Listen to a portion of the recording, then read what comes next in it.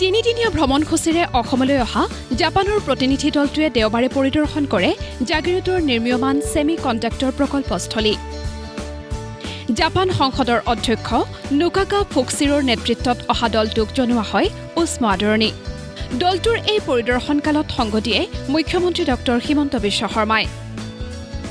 উল্লেখযোগ্য যে অসমৰ প্ৰতি মুগ্ধ হৈ ৰাষ্ট্ৰখনে প্ৰেৰণ কৰিছে 52জনীয়া বৃহৎ প্ৰতিনিধিৰ দলটোক।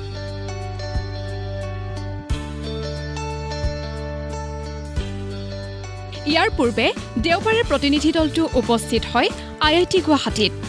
অচিৰেই কামৰূপ জিলাৰ আমিনগাঁৱত জাপান চৰকাৰ উদ্যোগত স্থাপন হ'ব Assam Asian one training school নামৰ প্ৰশিক্ষণ কেন্দ্ৰ, য'ত জাপানী ভাষা শিকোৱাৰ লগতে যুৱক যুৱতীসকলক বিভিন্ন কাৰিকৰী বিষয়ত প্ৰশিক্ষণ প্ৰদান কৰা হ'ব, যাতে অনাগত দিনত জাপানত অসমৰ শিক্ষিত যুৱক যুৱতীৰ বাবে নিয়োগৰ দুৱাৰ মুকলি হয়। মুখ্যমন্ত্ৰী ডক্টৰ হিমন্ত বিশ্ব শৰ্মাৰ দক্ষ নেতৃত্বৰ বাবে এয়া সম্ভৱ হৈ উঠিব বুলি কয় মন্ত্ৰী ৰঞ্জিত দাসে। দেওবাৰে IIT গুৱাহাটী ভ্ৰমণৰ সময়ত জাপানৰ উচ্চস্তৰীয় প্ৰতিনিধিৰ দলটোক সংগ দিছিল মন্ত্ৰীগৰাকীয়ে।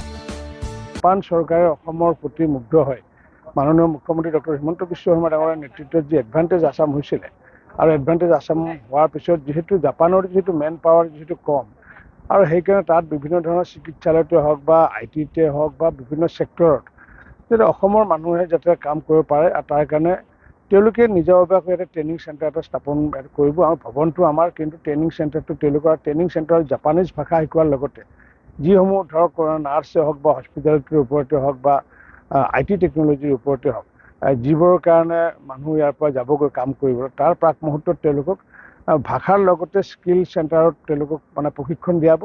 আৰু সেই প্ৰশিক্ষণ চেণ্টাৰটো আজি তেওঁলোকে নিজে চালে, আৰু চাই পেলাই সন্তুষ্ট হোৱাৰ লগতে আমাৰ অসমৰ লগত যিটো জাপানৰ যিটো টাই আপ, সেই টাই আপটো আগন্তুক দিনত অধিক সুদৃঢ় কৰিব বুলি তেওঁলোকে জনাইছে।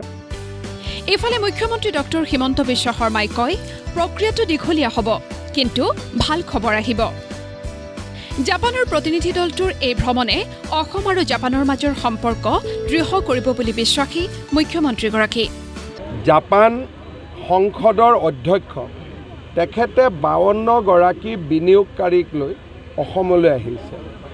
জাপান এনেকুৱা এখন দেশ, তেওঁলোকে সিদ্ধান্তবিলাক ভাৰতে যিটো সিদ্ধান্ত এবছৰ লয়, তেওঁলোকে তাক 5 বছৰত লয়, কিন্তু এবাৰ যদি সিদ্ধান্ত লয় তাৰ পৰা আঁতৰি নাযায়।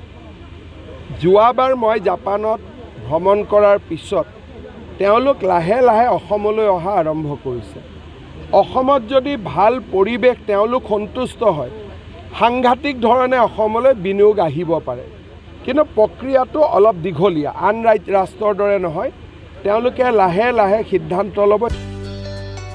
উল্লেখযোগ্য যে অলপতে হৈ যোৱা এডভান্টেজ আছাম শীৰ্ষক অনুষ্ঠানে অসমত এক সম্ভাৱনাৰ দুৱাৰ মুকলি কৰিছে। দেশৰ প্ৰখ্যাত উদ্যোগপতিসকলৰ বিনিয়োগৰ তৎপৰতা আৰু ইয়াৰ পিছত এখন ৰাষ্ট্ৰৰ সৈতে একেলগে বুজাবুজিৰে কাম কৰিব অসমে। উত্তৰ গুৱাহাটীৰ পৰা উৎপল ৰঞ্জন মেধি আৰু ভিডিঅ' জাৰ্নেলিষ্ট দীপজ্যোতিৰ সৈতে মৰিগাঁৱৰ পৰা মানৱেন্দ্ৰ দেৱনাথৰ ৰিপৰ্ট, প্ৰতিদিন টাইম।